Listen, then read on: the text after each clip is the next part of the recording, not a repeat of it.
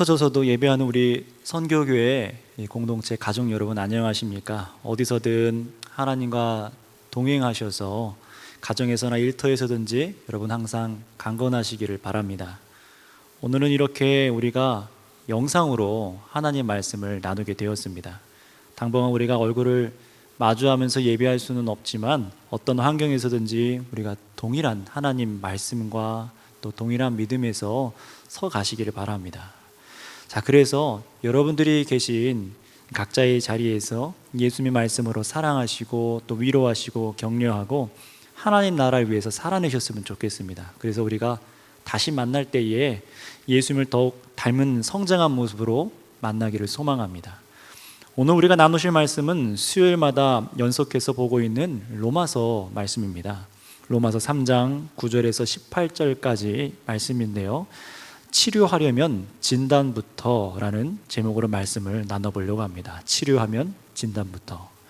오늘 본문을 한번 읽어보겠습니다. 로마서 3장 우리 9절에서 18절까지 말씀입니다. 그러면 어떠하냐? 우리는 나으냐? 결코 아니라. 유대인이나 헬라인이나 다 죄 아래 있다고 우리가 이미 선언하였느니라. 기록된 바 의인은 없나니 하나도 없으며 깨닫는 자도 없고 하나님을 찾는 자도 없고 다 치우쳐 함께 무익하게 되고 선을 행하는 자가 없나니 하나도 없도다. 그들의 목구멍은 열린 무덤이요 그 혀로는 속임을 일삼으며 그 입술에는 독사의 독이 있고 그 입에는 저주와 악독이 가득하고 그 발은 그 피 흘리는 데 빠른지라. 파멸과 고생이 그 길에 있어 평강의 길을 알지 못하였고 그들의 눈앞에 하나님을 두려움이 없느니라 함과 같으니라. 아멘. 자, 오늘 금방 전에 제가 읽어드린 이 말씀으로 우리가 이 말씀을 나눌 텐데요, 이 말씀을 여러분 안에서 역사하셔서 정말 여러분의 속사람이 강하여 주시고 하나님을 향한 믿음이 확고해 주셔서 우리 주님만 바라보시기를 바랍니다. 시작하면서 한 가지 예를 드려보겠습니다.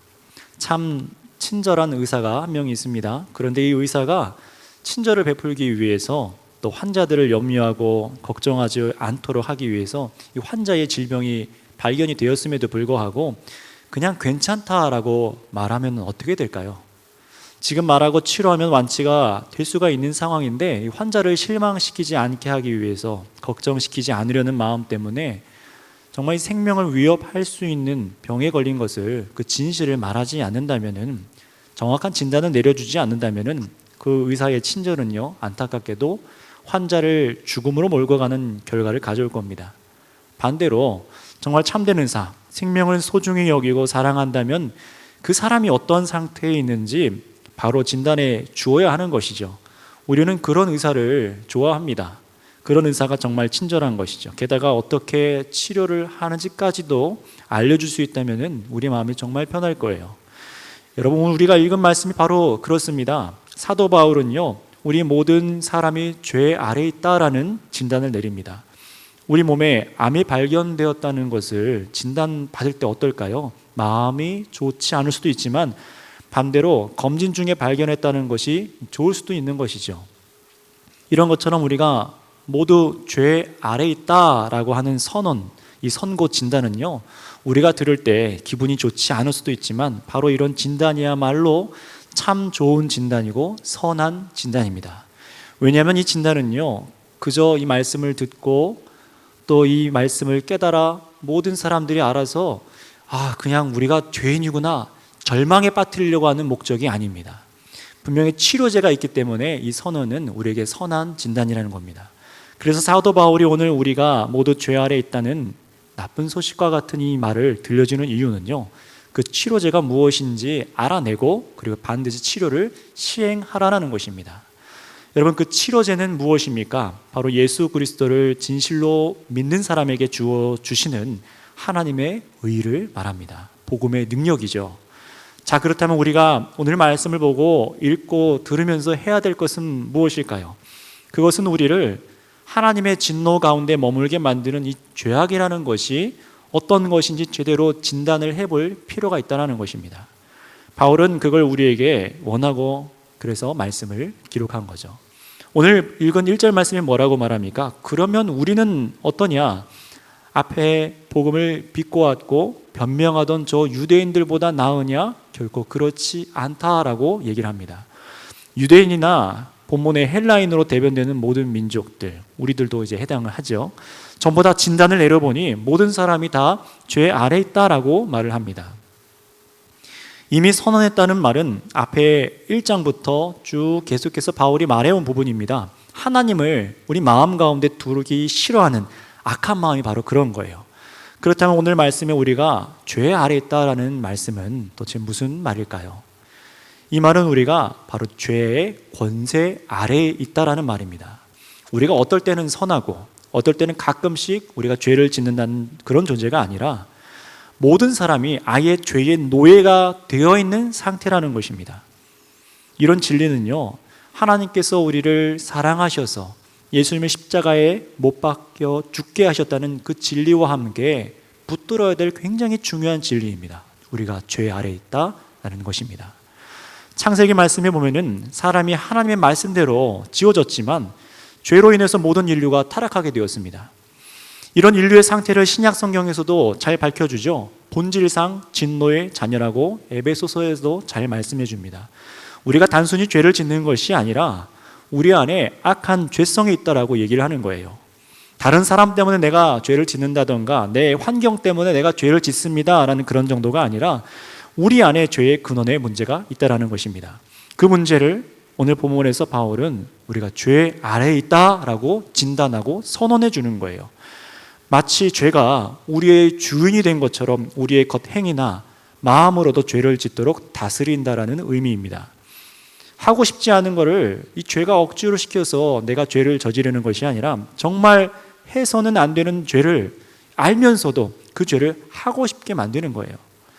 그런 우리는요, 그러니 피해자가 아닙니다. 죄와 짝하여서 하나님을 거역하는 범죄자입니다. 선하신 하나님의 말씀을 믿고 순종하지 않으며 오히려 마음에서부터 거절하던 존재가 바로 죄 아래에 있는 우리라는 것입니다. 이런 우리의 실체가 드러나는 얘기를 사실 누구도 좋아하지는 않을 거예요. 하지만 이 말씀을 듣고 계신 여러분, 이 진단을 싫어하시기보다 즐거워하는 마음으로 들으시기를 바랍니다. 왜냐하면 죄의 권세 아래에 있어 하나님의 진노를 받게 된다는 이런 선고는요, 반드시 해결책을 갖고 있기 때문에 그렇습니다. 소망이 있는 거예요. 이게 바로 사도 바울이 로마서에서 말하고 싶어하고 성경에서 얘기하고 싶어하는 진리입니다. 여러분 스스로, 그리고 우리는 우리의 약함이나 우리가 죄를 짓는다는 것을 알고 있습니다. 그런데 우리보다도 더욱더 우리의 내면을 들여다보시고 우리가 깨닫지 못하는 것까지 아시는 분이 우리를 보시는데, 우리 안에는 실로 더 엄청난 죄악의 문제가 있고 우리가 얼마나 최악의 상태까지 망가질 수 있는지를 우리 하나님은 알고 계십니다. 그런데 그런 그분은요, 그런 하나님께서는요, 이런 우리를 아시면서도 우리를 정죄하시는 것이 아니라 뭐라고 말씀하시는 거예요? 내가 너를 사랑한다 라고 말씀하시는 거예요. 내가 너를 구원하기 원해 라고 말하는 겁니다. 그것이 여러분이 잘 알고 있는 요한복음 3장 16절의 말씀이시죠. 그리고 로마서 5장에 우리가 좋아하는 십자가 위에서 하나님께서 자기 사랑을 확증하신 그 사랑의 고백의 메시지가 아니겠습니까? 하나님께서는 이런 우리를 사랑하시면서 하나님과의 관계를 회복할 수 있는 방법과 또 우리 이웃들과 사람들과도 정말 사랑으로 잘 지낼 수 있는 비결을 알려주시는 거예요. 여러분, 우리는 거기서 더욱 만족함과 기쁨을 누릴 수 있습니다. 그러니 여러분, 오늘 성경이 우리 안의 죄악을 밝혀내고 죄 아래에 있다라는 진단, 정확한 선고를요, 선한 의사가 되시는 우리 예수님을 통해서 나올 수 있다는 것을 깨달으셔서 기쁜 소식으로 받아들이셨으면 좋겠습니다. 여러분, 우리가 치료를 받지 않는다면은, 내가 이 치료를 받지 않는다면은, 이 문제를 해결받지 않는다면은 우리가 정말 어떤 상태에 처해 있는지를 우리는 깨달아야만 해요. 정말 우리가 하나님의 은혜가 아니면은 하나님의 진노 가운데 마지막 때에 어떻게 되는지 우리는 알고 있습니다. 하나님의 은혜가 필요한 죄인인 것이 인정되어지시는 성령의 하나님께서 만져주시는 그러한 시간으로 말씀을 들으시고 예배자가 되시기 바랍니다. 그래서 오늘 말씀에 사도 바울은요, 우리 모든 사람이 죄인임을 알게 하기 위해서 이제 기록된 말씀, 근거를 하나를 제시를 해요. 그것이 바로 이 구약 성경의 말씀을 근거로 해서 오늘 로마서 3장 10절에 이렇게 얘기를 해줍니다. 우리 3장 10절 한번 읽어볼까요? 기록된 바 의인은 없나니 하나도 없으며 라고 말합니다. 의인은 없나니 조금밖에 없으며 라고 하지 않았어요. 아예 하나도 없다라는 겁니다. 여러분, 이 선언에 동감이 되십니까? 인정이 되시나요? 구약 성경 안에서 한번 생각해 봅시다. 우리가 알듯이 창세기에 에녹이란 믿음의 선조는 하나님과 동행하며 죽음을 경험하지 않고 하나님께로 올려졌어요. 의로운 사람이라는 거죠. 또 아브라함은 그의 믿음을 보시고 하나님께서 뭐라고 말씀하세요? 그를 의롭게 여기셨다라고 말합니다. 의인의 삶을 살아간 사람들이 있는데 바울은요, 왜 도대체 모든 사람들이 오늘 본문에 말씀하신 것처럼 11절에서 18절까지 구약을 인용하면서 전부 다 죄 아래 있다라고 선언을 해버리는 걸까요? 여기서 우리가 알아야 될 것이 있는데요, 바울은 우리가 모두 죄 아래 있다라는 것을 말하기 위해서 구약의 말씀을 인용하고 있다는 사실입니다. 사도 바울이 아무 본문이나 구약 말씀을 인용하진 않았겠지요. 그저 죄라는 단어를 몇 구절 찾아서 아무렇게 끼워 맞춘 것이 아니라 분명한 의도가 있습니다. 바울이 인용한 것은 바로 시편 14편의 말씀입니다. 그 중에서 시편 14편 1절에서 3절까지 말씀은 이렇게 기록하고 있어요. 다윗 왕의 이 시편인데요, 이렇게 말합니다. 어리석은 자는 그의 마음에 이르기를 하나님이 없다 하는도다. 그들은 부패하고 그 행실이 가증하니 선을 행하는 자가 없도다. 여호와께서 하늘에서 인생을 굽어 살피사 지각이 있어 하나님을 찾는 자가 있는가 보려 하신즉 다 치우쳐 함께 더러운 자가 되고 선을 행하는 자가 없나니 하나도 없도다. 이거는 하나님을 대적하는 이방 사람들에 대해서 다윗 왕이 얘기를 한 겁니다. 이스라엘 유대인들을 향한 얘기가 아니에요. 여러분, 그런데 이상한 것이 있습니다. 조금 더 이 시편 14편 뒤로 가면 5절 말씀에 이렇게 기록이 되어 있어요. 하나님이 의인의 세대에 계심이로다. 하나님께서 의인의 세대에 함께 계신대요. 다윗은요, 하나님의 진정한 백성을 가리켜서 뭐라고 말을 해요? 의인의 세대라고 지금 칭하고 있습니다. 이 말대로 보면은 유대인들, 이스라엘 백성들은요, 죄인이 아니라 의인이라는 말 같아 보입니다. 자, 그렇다면 사도 바울이 조금 이 본문을 잘못 이해하거나 뒤에 5절 말씀을 읽어보지 못해서 오늘 로마서 3장 말씀에 유대인이나 헬라인이나 모든 인류가 다 죄 아래 있다라고 잘못 얘기한 걸까요? 여러분, 그렇지 않습니다. 바로 여기에 의인의 세대라고 기록된 본문을 두고도 유대인이나 이방인이나 모두가 죄 아래 있다고 말하는 이유가 있습니다. 그것은 의롭다고 불린 이 유대인들은 특별해서 죄가 없어서 의롭다고 여김받은 것이 아닙니다. 오직 이들이 의인의 세대라고 부름받게 된 것은 무슨 이유냐? 바로 하나님의 긍휼하심 때문이라는 거예요.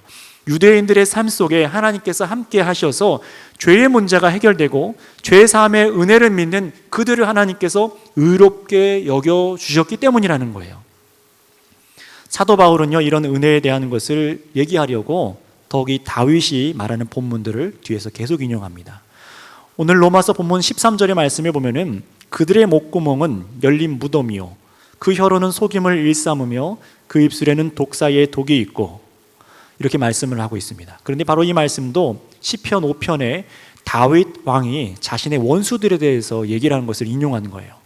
자, 그런데 다윗은 저들과 달리 깨끗한 사람이어서 이렇게 얘기를 했을까요? 저들처럼 죄가 없어서 나는 깨끗하다라고 여기고 있었을까요? 그렇지 않습니다.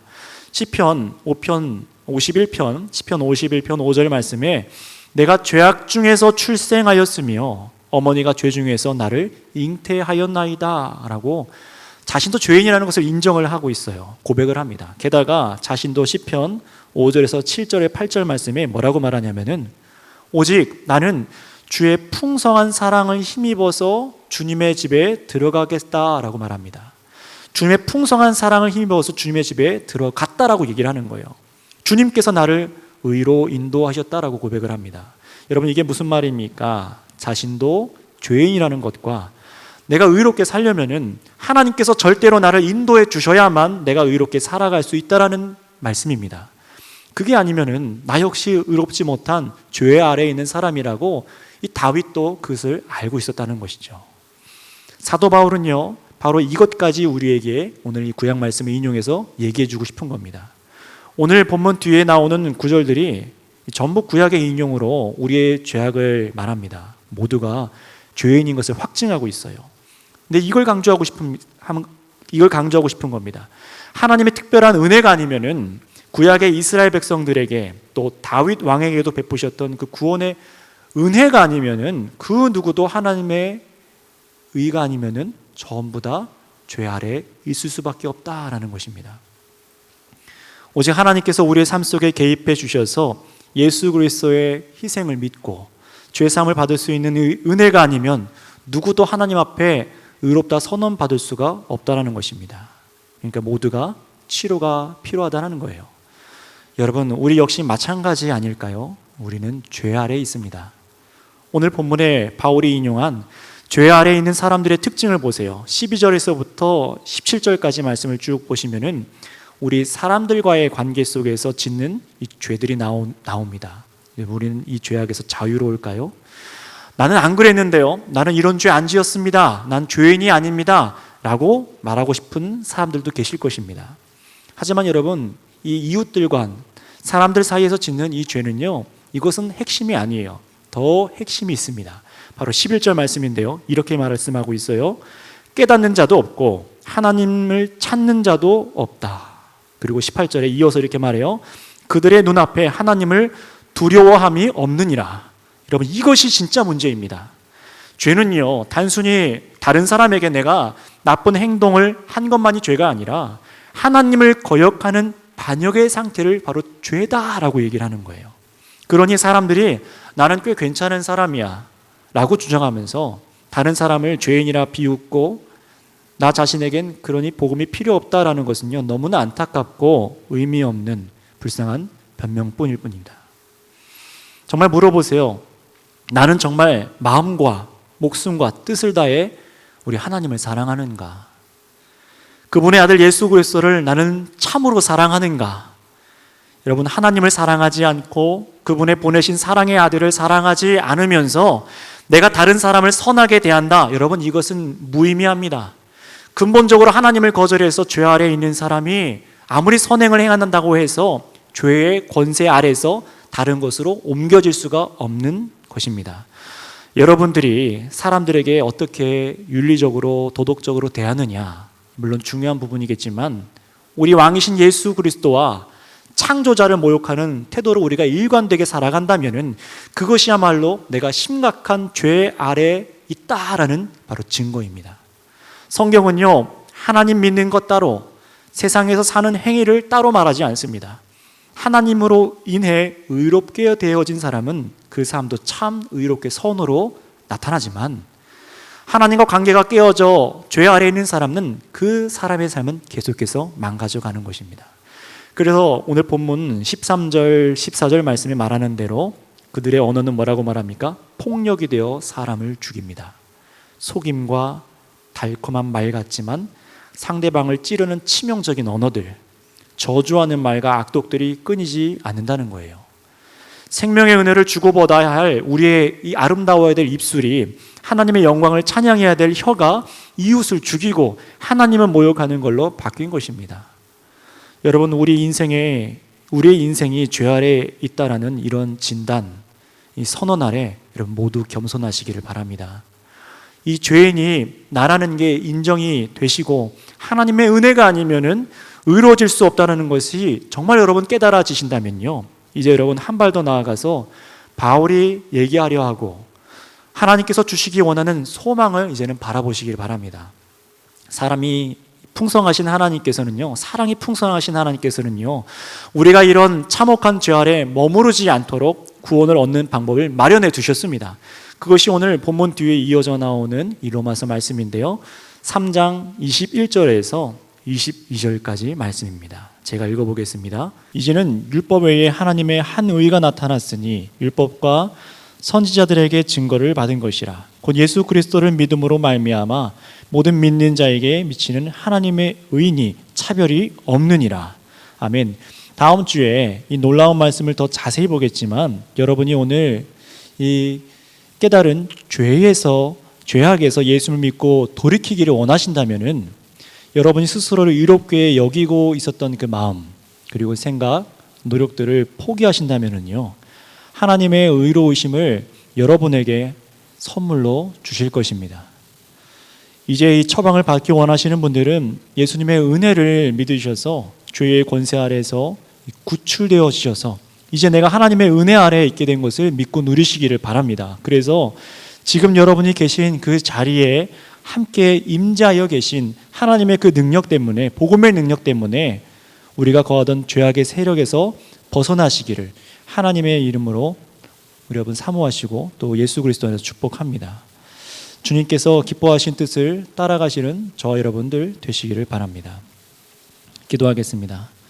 하나님 아버지, 우리는 죄인입니다.